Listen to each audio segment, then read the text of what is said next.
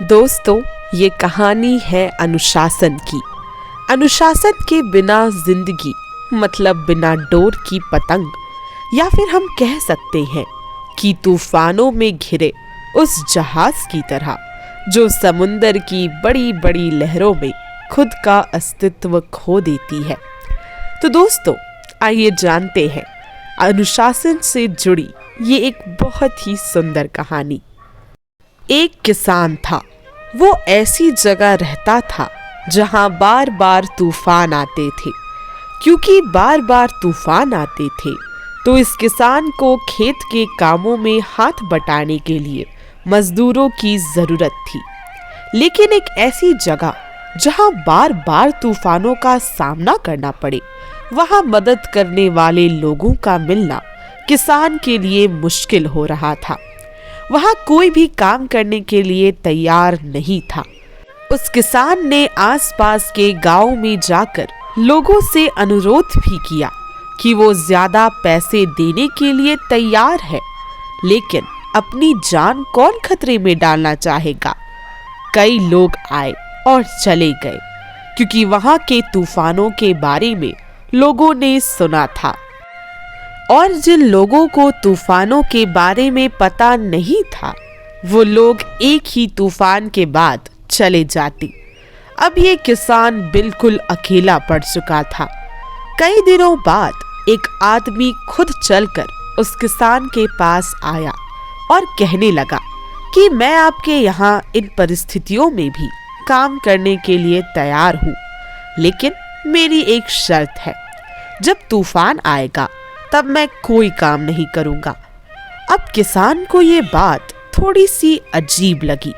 उसके सामने ये प्रश्न उपस्थित हुआ कि इस आदमी को काम पर रखे या ना रखे, क्योंकि दूसरा कोई मार्ग अब किसान को दिख नहीं रहा था। तो किसान ने उसे अपने यहाँ काम पे रख लिया, क्योंकि something is better than nothing. उसने सोचा कि तूफान आने से पहले ही इस आदमी से सारे काम करवा लूंगा, तो तूफान में काम करने का प्रश्न ही उपस्थित नहीं होगा। अब वो आदमी काम में व्यस्त रहने लगा। वो बहुत ही लगन से काम करने लगा। ऐसे ही कई दिन आराम से गुजरे। वो सब काम बहुत ही मेहनत से करने लगा। किसान भी अब खुश था, क्योंकि खेती बाड़ी की उसे अब कोई चिंता करने की जरूरत नहीं थी। एक दिन अचानक से हवा चलने लगी। तूफान की संभावना दिखाई दी। कई सालों के अनुभव से किसान ने ये जान लिया कि अब बड़ा तूफान आने वाला है। अब किसान को घबराहट होने लगी, क्योंकि फसल तो खेत में ही काट कर रखी हुई थी।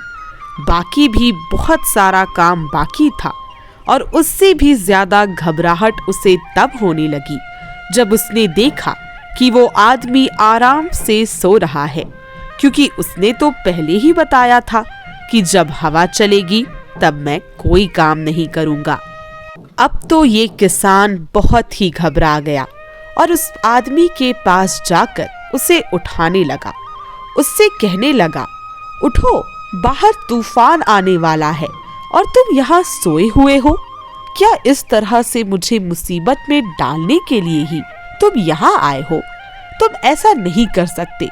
बाहर खेत में फसल वैसी की वैसी पड़ी है, जो तूफान के कारण बर्बाद हो सकती है। इससे पहले कि तूफान कटी हुई फसलों को तबाह कर दे, जाके उसे इकट्ठा करो। लेकिन किसान चिल्लाता रहा और उस मजदूर पर कोई असर नहीं हुआ। वो बोला कि मैंने आपसे पहले ही कहा था कि जब तूफान आएगा तो मैं कोई काम नहीं करूंगा, तो आप मेरा और अपना दोनों का वक्त बर्बाद ना करें और मुझे सोने दें। अब इस किसान का गुस्सा बहुत ही बढ़ गया। इस आदमी से बात करने का कोई मतलब नहीं, ये किसान समझ चुका था। किसान की समझ में कुछ भी नहीं आ रहा था। वो दौड़ता हुआ खेत की तरफ गया ताकि थोड़ी सी फसल तो बचा सके, लेकिन उसने जो वहां देखा तो उसके होश उड़ गए। वो बहुत ही आश्चर्यचकित हुआ, क्योंकि मजदूर के द्वारा कटी हुई फसलें वहां पर नहीं थी। वो दौड़ता हुआ फिर से अपने घर की तरफ आया तो उसे सारी फसल अच्छे से रखी हुई दिखाई दी। जो कुछ नुकसान हो सकता था उसके बारे में पहले से ही सोचकर उस मजदूर ने सारा काम निपटा दिया था।